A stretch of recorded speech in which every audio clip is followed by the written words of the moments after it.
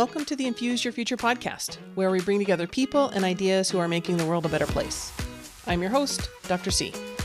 In this podcast, you're going to hear solo episodes with various self-help topics. You're also going to hear guest speakers from all walks of life. If you're ready to experience the power of coaching, set up a complimentary 45-minute consultation with me at infuseyourfuture.com. And be sure to sign up for my mailing list for a free gift. Enjoy the show.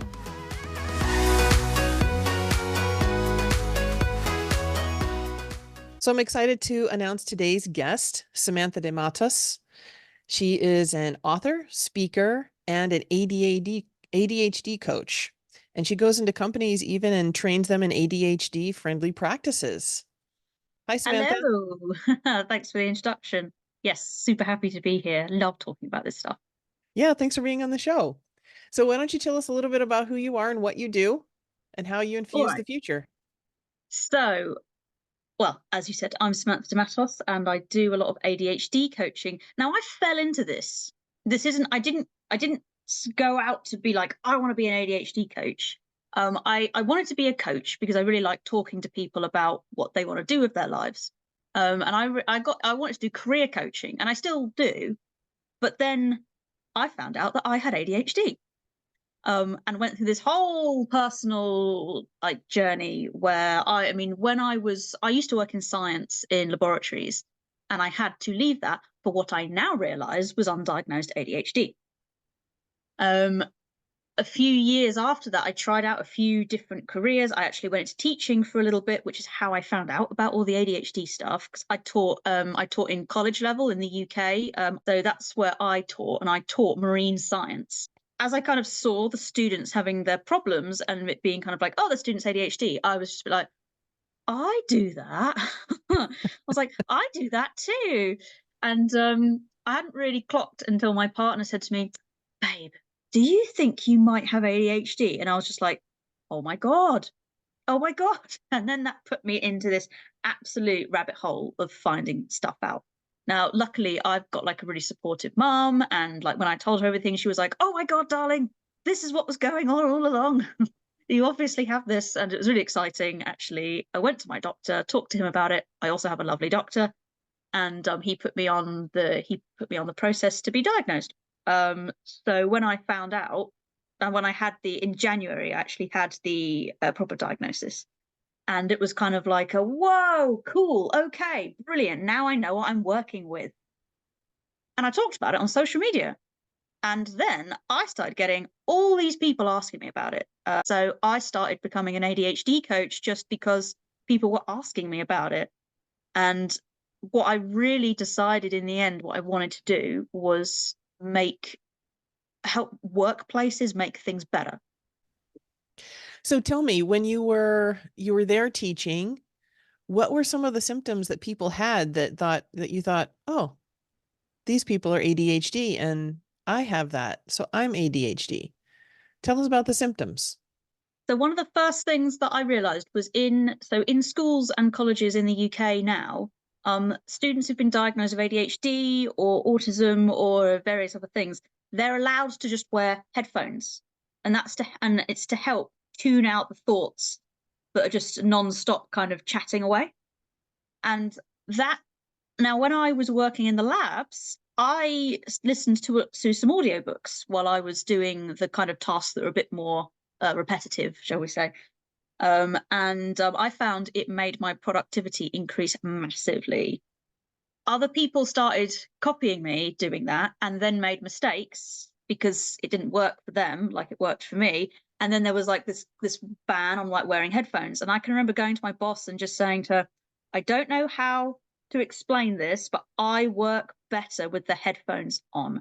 And I can remember feeling like, oh, she's just going to think that I want to not do my work and that I'm lazy. And I was like, I didn't have the vocabulary at the time to understand. And so when I saw in the college these students being allowed to wear headphones, because it's now a well-known thing in ADHD that helps tune out the thoughts, I was just a bit like, oh my God, validation. This is exactly what I was feeling. So, it's kind of a thing that was like, my body knew this helped, right? But I didn't have the vocabulary to describe why until I saw the students having this at the college. It's like, we've got all these thoughts going on in our heads, and if there's no way to vent them somewhere, then they're going to distract us. So wearing headphones allows us to tune them out so we can actually choose where we're putting our focus. Now, when you're wearing the headphones, say, for instance, you're a kid in school.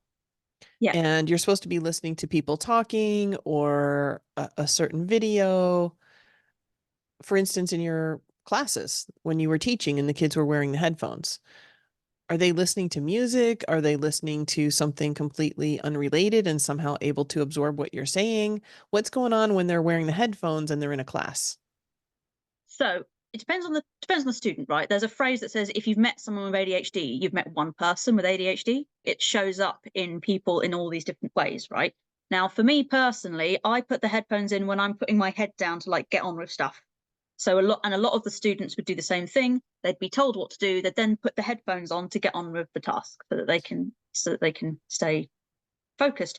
Some students, though, did need to have them on when the teacher was talking. They'd usually have some kind of ambient track, like to do with, or something really quiet that's just some beat kind of going, dunce, dunce, dunce, dunce, that kind of, sometimes a beat can sort of reset the thought process, because the way the thoughts work, certainly with my ADHD, is the teacher will be talking and they'll say, oh, so in maths, it's good to use spider diagrams. And I'll go, spider? There's a spider in my room last night. I wonder where it's gone now. Bet it's gone behind the bookcase. Oh no, there's loads of things behind that bookcase. There you go. And you can see where the trail goes. That's when you suddenly realize, oh crap, I've missed the past half hour of what they were saying because I've gone down a little side quest in my brain. If you've got these beats kind of playing, it's sort of, because you're distracted by the beats, it stops your brain going on this loop, going on its little adventure. Like it's kind of brings you back into the present, like because it's like bam, bam, bam. So it works differently for different people. And if I had students who wanted to wear headphones, I'd usually have a conversation with them and just to kind of help them figure out, okay, in what ways does it help you? Because they usually wouldn't have the vocabulary to properly describe it. But just talking about it and being like, right, when does it help? And be honest, when is it distracting? Then you can kind of find out the right sort of rhythm for them. Now, I heard you say that when you meet one person with ADHD, you've met one person with ADHD because everybody's symptoms are different. Yeah. But in general, if you don't know anything about it, maybe you're a parent, maybe you're a teacher, maybe you're a counselor, maybe you're a boss. What are 3 main indicators that perhaps this person is challenged with ADHD and it's been undiagnosed? So the big ones are things like focus. So, I mean, the condition's called attention deficit hyperactivity disorder, right? And a lot of us in the community and on the medical side of it think that's an unfair name. We don't have a deficit of attention. We just struggle with controlling where it goes. So being very easily distracted, the main thing is even if you're distracted from something you want to do. So if you hear the person saying something like, I want to focus, but I'm just struggling. And it's to do with the fact that when we're focusing, the brain is like firing the neurons off, right?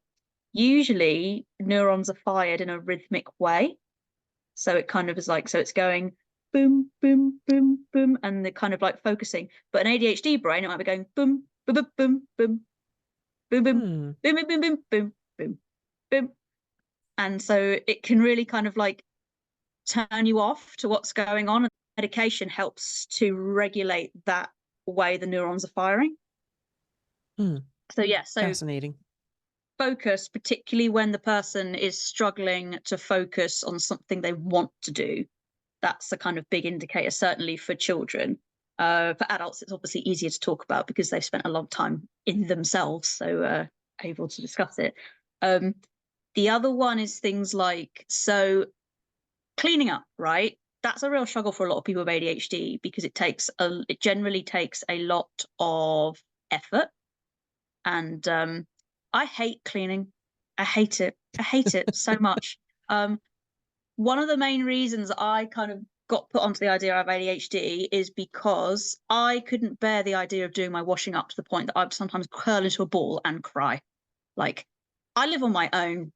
It's just me. It's the washing up is just my washing up. I have a dishwasher now. But before I had that dishwasher, sometimes I would not want to do the washing up so much to the point that, yeah, I would actually cry about the fact that I had to do it. And that kind of made me go, all right, there's something going on here, right? Nobody wants to do the washing up, but this is next level, not wanting to do I it. wonder what the science is behind that. So I've been learning a lot about the science lately, and I plan to learn a lot more. It's to do with that when you do it, so when you've got a brain that doesn't have like ADHD and all these kind of I think called neurotypical. So dopamine is the chemical that will allow you to see a boring task through. You build up some dopamine, and then you can see a boring task through, and it's not so bad. Now, if you've got a neurotypical brain, you can store this dopamine up to be able to do a crappy task. In ADHD, the brain doesn't hold on to that dopamine; it all falls back out. It's kind of like we've got holes in the net. So so that kind of dopamine is kind of like, and also the kind of idea of like, okay, well, if I get on with the washing up, I will be able to do my fun thing. So the dopamine coasts you through. The other thing, so struggling to do tasks that are boring to the point that it is that upsetting for you, that is my number 2 thing. Because a lot of it is like, there's a phrase in the ADHD community called dopamining, and it's when you're like doing fun tasks. So you're kind of like doing little fun tasks to build up that dopamine because like you need it to get through the day.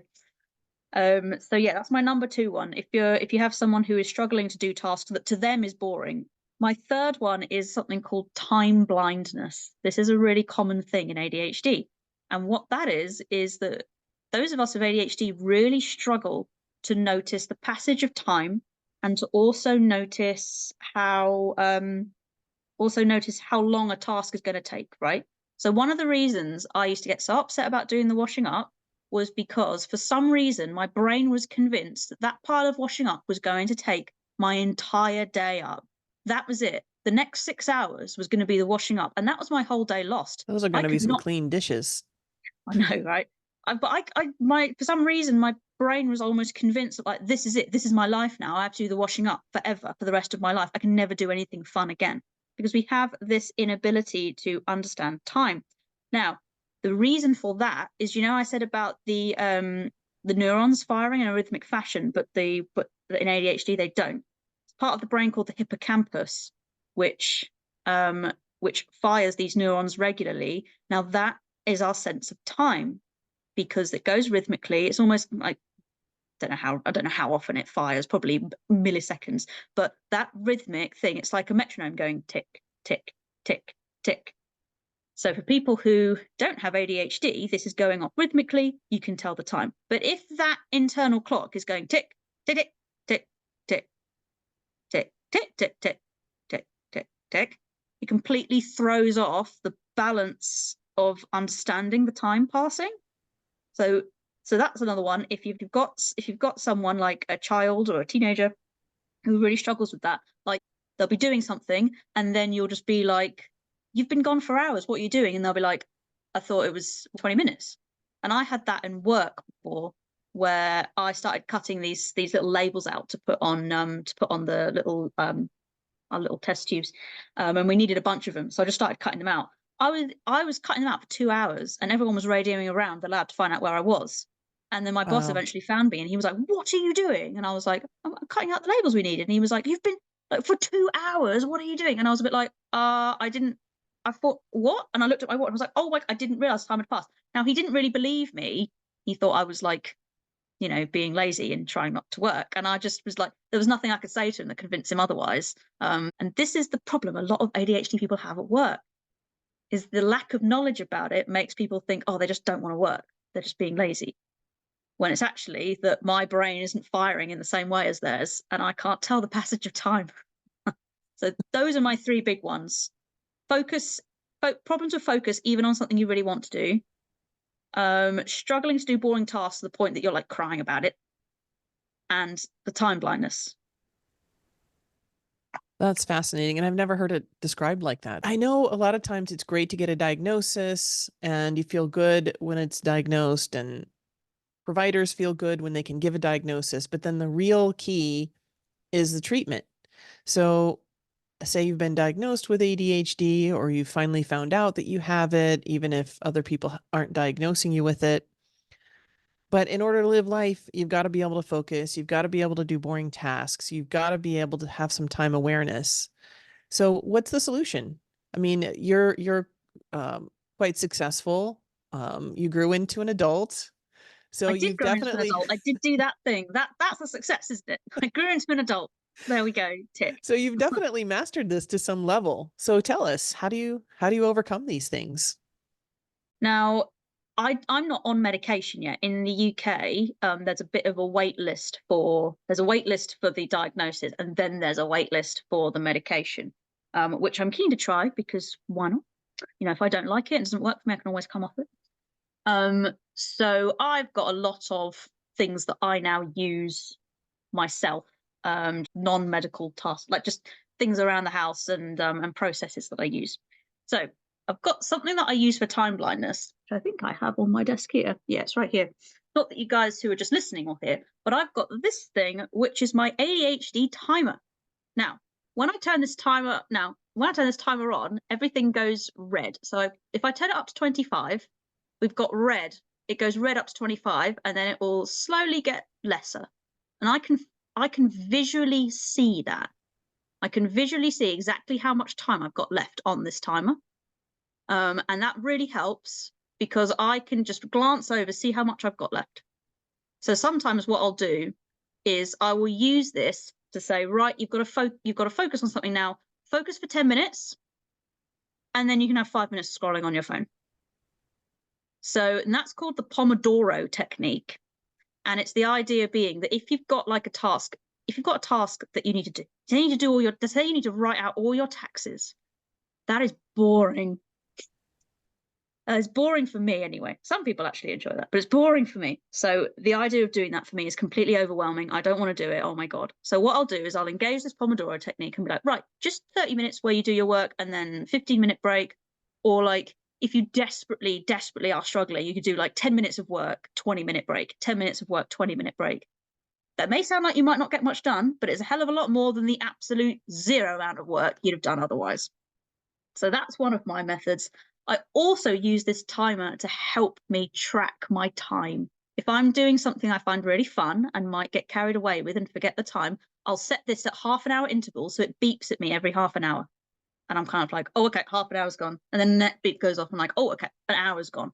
It doesn't necessarily mean that I will stop doing the thing. It just kind of lets me know it's been half an hour, it's been half an hour, it's been half an hour.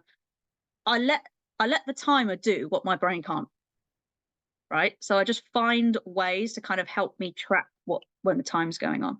So like that. So those two ways I use that timer are really good for helping with focusing on a task that you find tough. So my other thing that I use now, if you're on the video, you'll see behind me I've got this big colourful board. Now that is my board that helps me organise my business.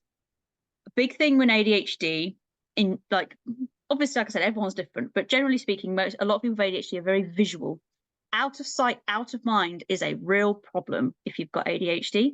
Now I have a big pin board where I have this is quite funny, right? I love this thing. So I have divided my business into lots of different tasks. So I have to do social media engagement. I have to do my finances. I have to keep my workspace clean and tidy. I have to make sure I engage with clients. I have products that I create. Each of those is assigned to an animal. One that you can see in the video here is the otter. So my otter is my social media engagement, right? When I've got to do something to do with social media engagement, I will pin a Post-it note under that otter. So that means at a glance, I can see there is stuff to do. involving my social media engagement. Now, when I have done that, I will pull the Post-it note off the board and I will replace it with a little fish that shows that my otter has been fed. It's a big board. I can see it. It's in my house. As soon as I walk into my house, I can see it. So I can just literally visually see and see all my animals, and I can see that there are Post-it notes underneath each one. So I'm kind of like, okay, so I've got some work to do on this bit, and I've got some work to do on that bit, and I've got some work to do on that bit. When I've done those things, I pull them off and I feed the animal. Like I said, with otter, I replace it with a fish. So otter's been fed. That allows me to see that I have done some work in that area. Because the big problem with to-do lists is once you've taken it off, it looks like you haven't done anything, right? A lot of people love crossing that thing off their to-do list because they can visually see, they can draw the big line through and they can visually see, look at all these things I've crossed off. So I really wanted to incorporate that onto my pin board. And I do that by feeding my animals. So if like otter's got loads of fish underneath him, I can just go, brilliant, look how much social media engagement I've done. I don't need to worry about that one for a little bit. These sorts of things are really, these visual aids are really handy for ADHD. I have seen people use them with children to help with chores around the house. I've seen people kind of have these nicely designed board that has kind of like, so these are Amy's chores for the day, these are Dylan's chores for the day, and these are Mum's chores for the day. And everyone has their chores up on this board.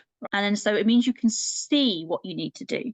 Because if I didn't have this board on my wall, I would forget, and then people have them in the bedroom.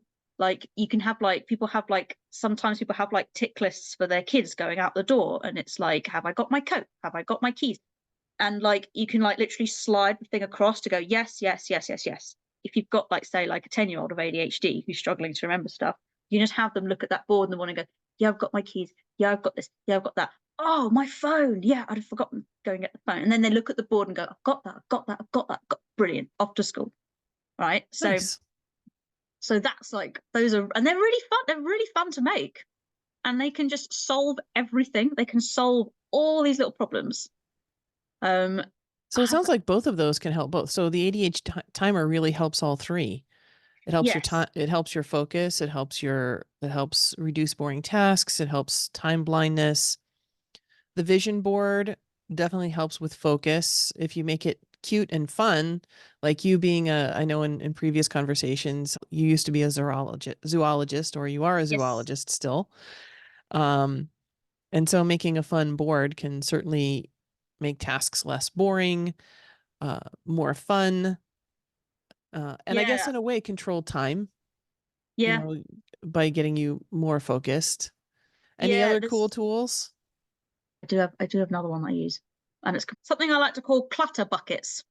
Here's my clutter bucket that's on my table. Anyone who can see the video will see that in my clutter bucket I have a cloth. I have a pair of headphones. Oh, I have a pencil that fell on the floor. I have a speaker. What this clutter bucket is for is that is my bucket of stuff that I don't know where to put. Because you just end up with piles of stuff when you've got ADHD. I imagine you end up with piles of stuff in any situation, but like I find I end up with piles of stuff and it will just be strewn across the desk really haphazardly. So I've now got these little buckets in places where that is the clutter bucket. And that is, if I don't know where it goes in the bucket. So at least it is contained. Now, I know you mentioned that you personally haven't been on medication, but being that you've studied ADHD quite a bit, can you talk about medication a bit?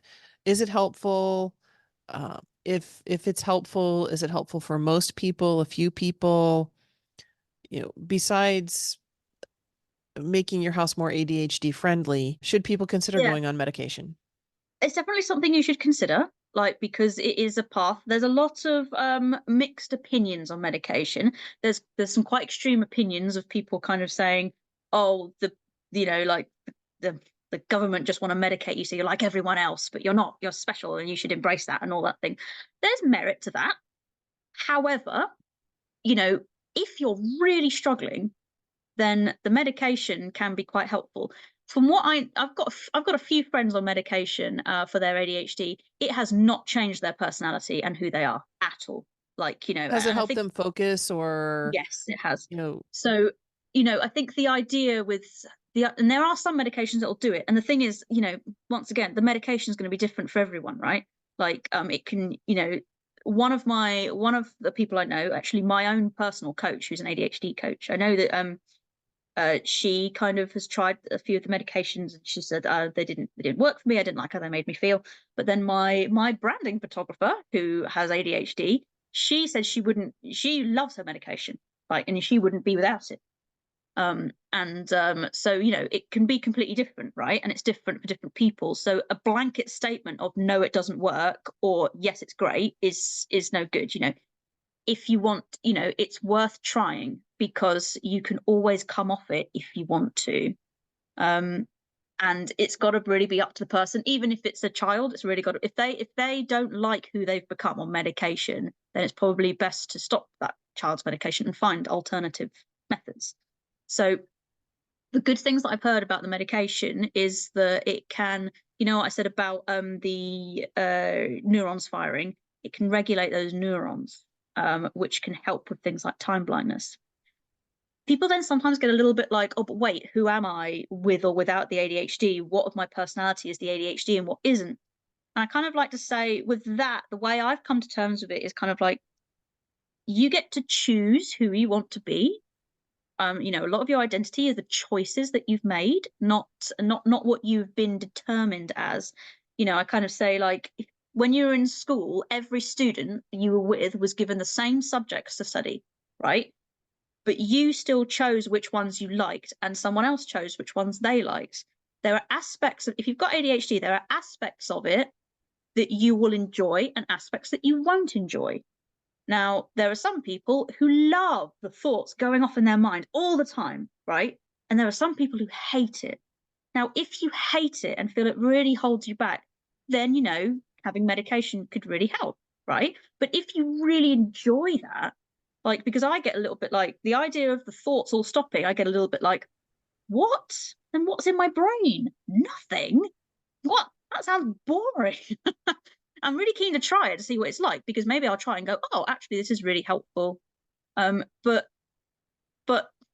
yeah, it's once again really a personal choice. But my ADHD is such that I have found ways I can control it. There are some people's ADHD where they just cannot stop themselves from just interrupting all the time, because the thought comes into their head and they can't stop themselves from blurting it out. So they're interrupting. And everyone in their life is getting sick of it. And they might be like, oh my God, I just want to stop. I don't want to alienate people. I don't want people to think I'm being rude, but I can't stop. And it's ruining my relationships.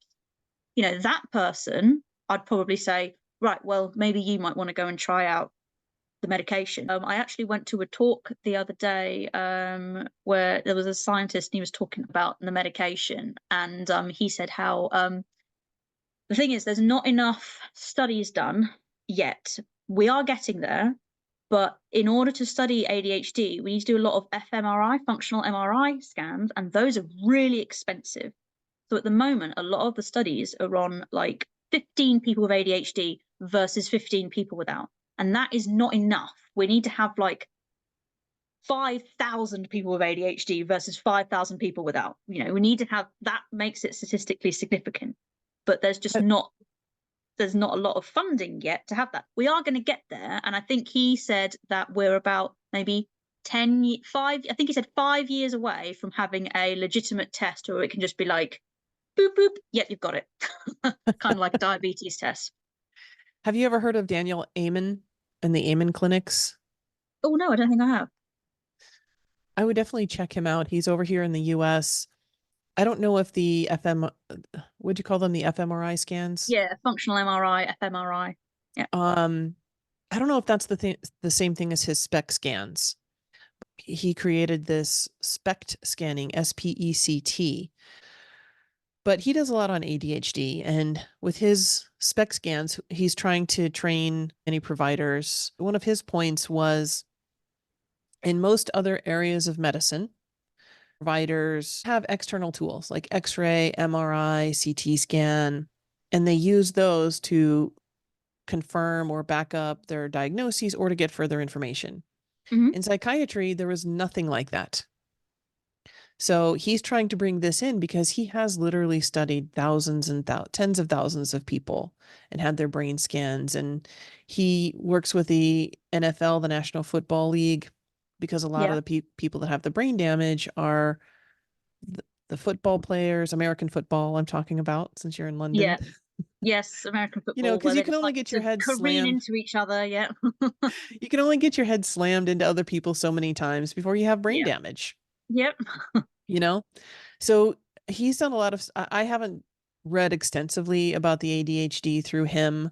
Um, but that might be another thing to look at. And if you are in the States, consider going to the Amen clinics and working with them. They have a lot of supplements. That was another question I was going to ask you about is I don't know a lot about supplements, but I'm a big believer in them. Have you heard of or tried different supplements for ADHD? Yes, I've not tried supplements. I do know that whenever I make a post about ADHD, about 8 bots will post on my thing saying, "Oh my God, have you tried the supplement?" And I'm just like, "No, go away."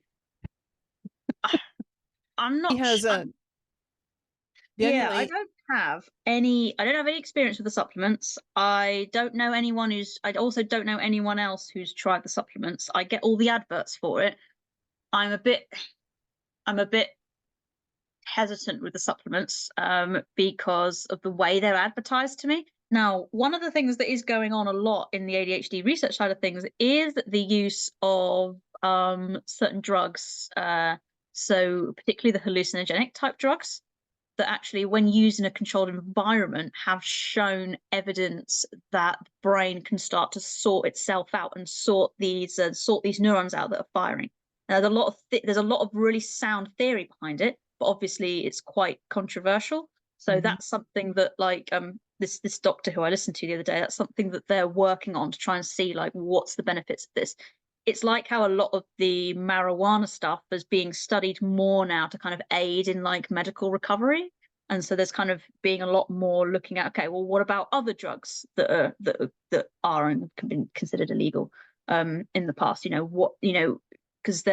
Because they've been so illegal for so long, it means a lot of the experimentation hasn't been able to be done with them.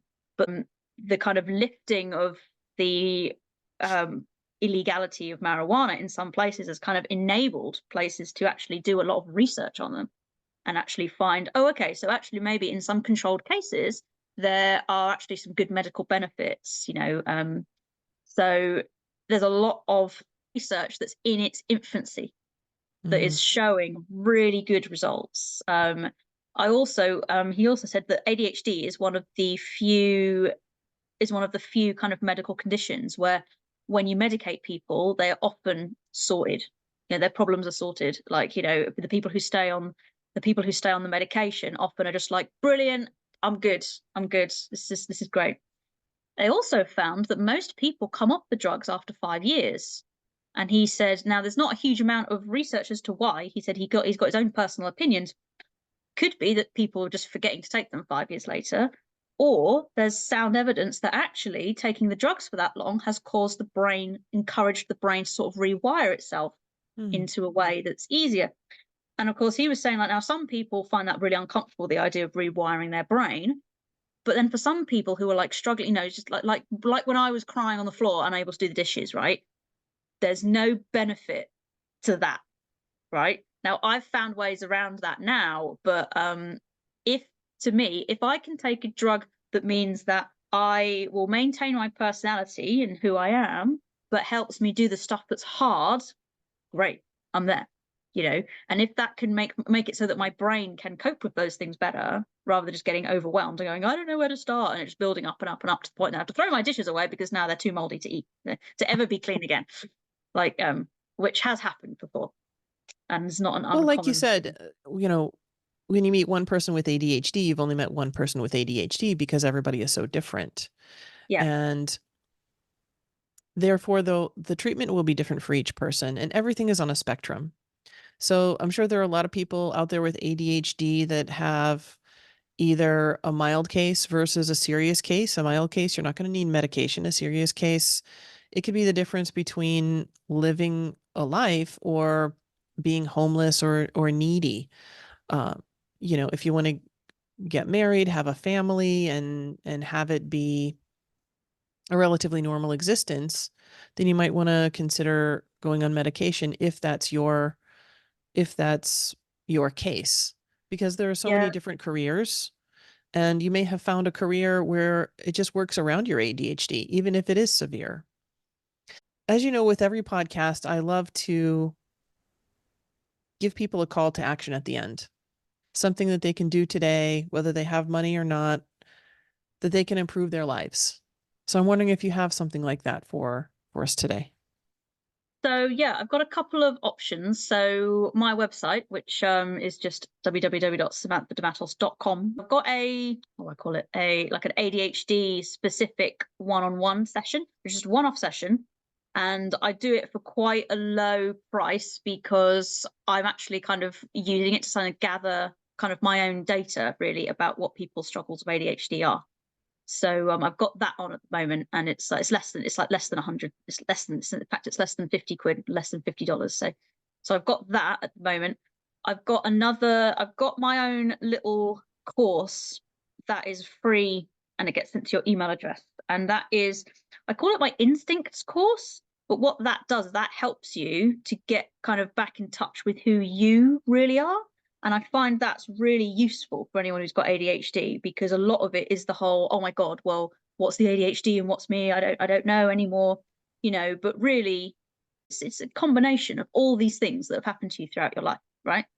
And so I do work with a lot of people to kind of like help with their kind of identities and use that as kind of like a way to really get them through their lives, because I hate mornings, for example. I'm never going to be a morning person. When someone says to me, well, if you want to be productive, 5 a.m. starts. And I'm like, no. The reason why I have my own business is so I don't have to get up until like 10 o'clock. And I work all the way through till like midnight, So I just have a different set. Now, I've been found out that ADHD, the circadian rhythm, is often behind by like about 3 hours or so. So that kind of is like, oh, well, that makes sense. Also, my mother worked in theatre, still works in theatre. Actually, she's had her 50-year anniversary at her theatre. So when we were growing up, we were late risers, late going to bed, because she wouldn't be going off to work until like 1 p.m. and then she'd work all the way through till like midnight. So that's kind of what I grew up with. But the point of that course is kind of figuring out, right, what is your things? What are your things? Let's kind of figure out what is holding us back from you really getting in touch with your personal instincts, so you know what's right for you. And then we can start to build up these systems, right? Then you can go and talk to your boss and say, right, how this works for me is X. I am not actually that good in the mornings. Could I maybe start at 11 and finish work at 8 rather than like 9 till 6, right? I had situations where that was fine in work and some situations where it wasn't. Sort of depends where you are. I'm just using the morning thing as an example.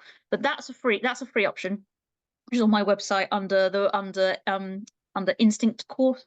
I'll obviously give you the link for that.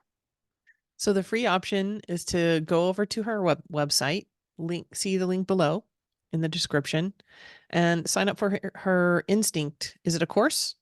Yeah, so it's a course that comes to you via email. So it's like 7 emails that comes to you every other day. Yeah. So sign up for her course. It's free, and it just might help you out. Yeah. And then if you want some more tailored one-to-one advice, I do have my one session, which is my session on your brand of ADHD. Let's figure out what your brand of ADHD is, and then think about what life we can build. And that's on for like a really low price, because I use it. I'm using it to kind of like gather a lot of information. I love it. All right. Well, it was great having you on the show. Thank you. It's great to be here. It's so good to be able to talk about it.